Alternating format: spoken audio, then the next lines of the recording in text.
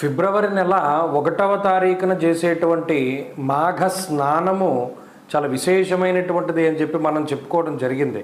అయితే ఇందులో చాలామందికి ఉన్నటువంటి సందేహం ఏమిటి అంటే, ఏమంటే ఈ స్నానం ఎప్పుడు చేయాలి, సంకల్పం ఏ విధంగా చెప్పుకోవాలి, ఇంకా మాకు సముద్రం లేకపోతే, నది లేకపోతేనేమో తటాకం లేకపోతే ఏం చేయాలి, ఇవన్నీ కూడా అడగడం జరిగింది. దానికి విపులీకరించి సమాధానం చెప్తున్నాను, అందరూ కూడా శ్రద్ధగా వినండి. ఇప్పుడు మాఘమాసమందు సూర్యోదయానికి మునుపు చేసేటువంటి స్నానానికి చాలా ప్రాముఖ్యత ఎక్కువ, లేదా సూర్యోదయం అవుతూ ఉన్నప్పుడు చేసేటువంటి స్నానానికి ప్రాముఖ్యత ఎక్కువ. కాబట్టి ఈ వేళల్లో వీలు కుదిరితే స్నానం చేయడం ఉత్తమం. ఒకవేళ కుదరనటువంటి పక్షంలో మనకి 5 రకాలైనటువంటి సంధ్యలు ఉంటాయి. ప్రాతః, సంగమ, మధ్యాహ్న, అపరాహ్న, సాయం సంధ్యా సమయాలు అని చెప్పి మనం చెప్తూ ఉంటాం.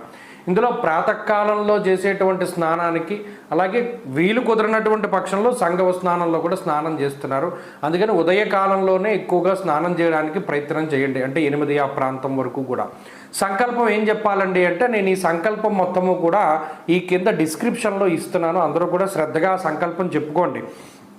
దాంట్లోనే జన్మ జన్మాంతరేచ బాల్య యవ్వన కౌమార వార్ధకేషు జాగ్రస్వప్న సుషుప్తి అవస్థాసు జ్ఞానతో అజ్ఞానతస్య కామతో కామతస్య స్వతః ప్రేరణతయ, అంటే గత జన్మలుగా నేను చేస్తున్నటువంటి పాపాలు నాకు తెలిసి కానీ తెలియక కానీ, చిన్నతనంలో కానీ, మధ్య వయసులో కానీ, పెద్దయ్యాక కానీ, నేను స్వయంకృతంగా కానీ ఎవరైనా ప్రేరేపిస్తే చేసినటువంటి పాపాలు కానీ, ఇలా అనేక రకాల పాపాలు, జన్మాంతరాలుగా వస్తున్నటువంటి పాపాలన్నింటినీ కూడా ప్రాయశ్చిత్తం చేసుకోవడం కోసం మాఘ స్నానం చేస్తున్నాను. ఇది సంకల్పం, ఇది మీకు డిస్క్రిప్షన్లో పెడతాను. ఇంకొక విషయం ఏంటి అంటే, సముద్రం లేదండి, నేను హైదరాబాద్లో ఉన్నాను, మాకు సముద్రం లేదు, ఏం చేయాలి అన్నారు. ఇక్కడ సముద్ర స్నానం చేయలేకపోతే నదీ స్నానం శ్రేష్టం.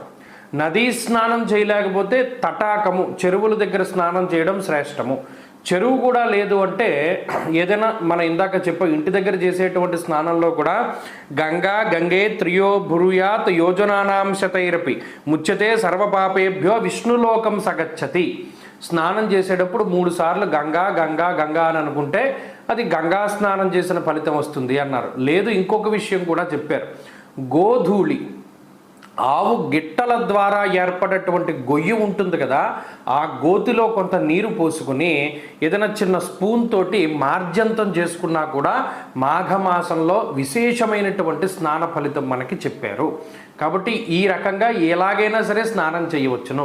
సంకల్పం చెప్పుకుని చేసేటువంటి స్నానానికి విశేషమైనటువంటి ఫలితం ఉంటుంది.